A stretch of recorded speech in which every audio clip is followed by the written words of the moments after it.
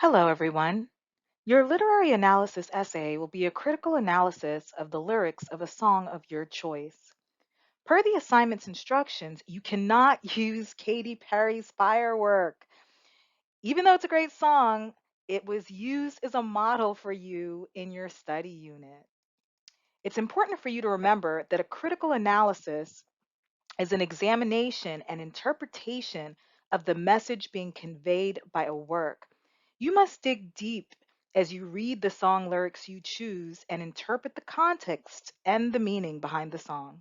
For example, you will consider the songwriter's use of figurative language, similes, metaphors, personification, imagery, tone, style, and even genre. You'll also want to think about the historical, social, and political context of the song you choose. Now, what is a literary analysis essay?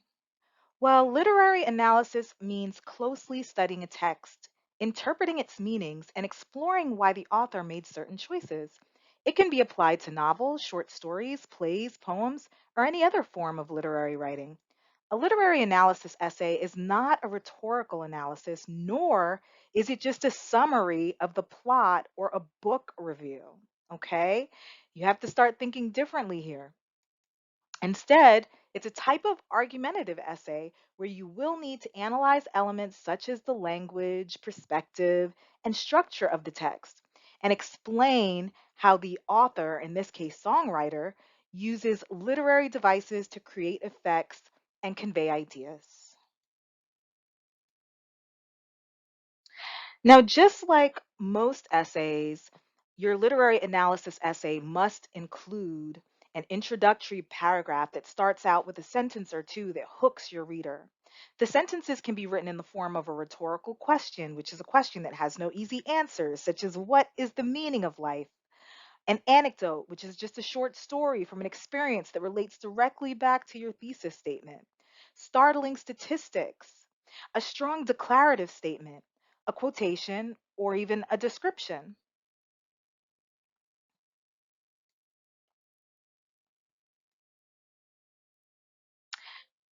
Let's take a look at essay hook examples.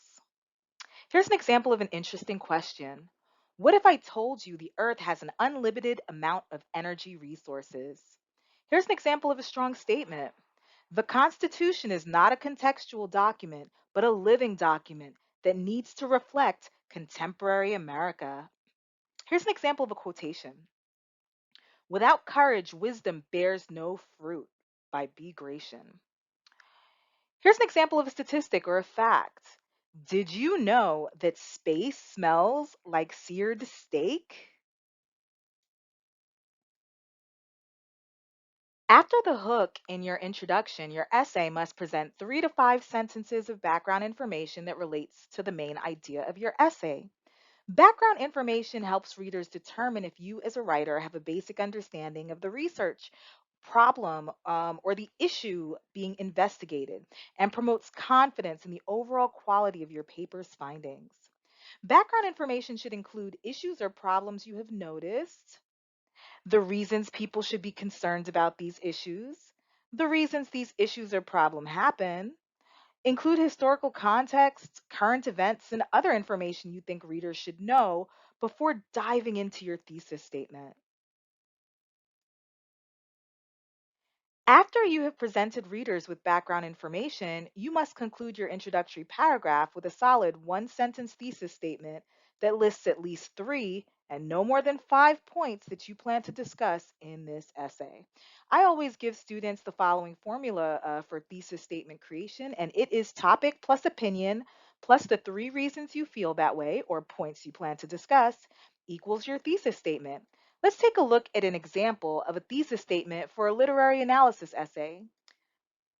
The song War by Bob Marley and the Wailers, which is nearly an exact copy of a speech made by Ethiopian Emperor Haile Selassie at the United Nations in 1963, presents a strong message that until race, class, and other modes of discrimination end, the entire world will always be in turmoil.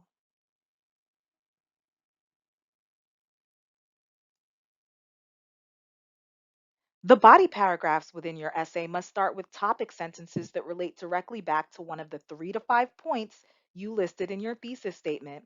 Remember, each of those points should be fleshed out in its own separate paragraph. Each of those paragraphs should be presented in the same order in which those points were listed in your thesis statement. Body paragraphs must analyze and elaborate on each of the points you listed in your thesis statement with strong examples, details, and explanations. After you have completed your body paragraphs, you can complete your essay with a strong conclusion that reiterates and or summarizes your thesis statement while giving readers a sense of finality or closure. Remember that in addition to completing an essay and submitting it, you must also include an annotated bibliography in this assignment. You should have already completed that part of the assignment with your pre-writing assignment. Here again is an example of an annotated bibliography from the Purdue OWL. Take a look at it. This is just, again, an example of one entry in an annotated bibliography. Yours can be even shorter. This here has 3 sections, I guess 3 paragraphs, we'd say. Yours can be just 1 paragraph for each entry, each book or article that you're using. Okay? Now, after you have completed your conclusion, you must review your essay to make sure that it contains in-text citations that show where you obtained your information. This is extremely important as it will help you to avoid plagiarism. Your essay must also include a properly formatted bibliography based on MLA format. That means a works cited page. All right? Once you're done, you're done. Good luck.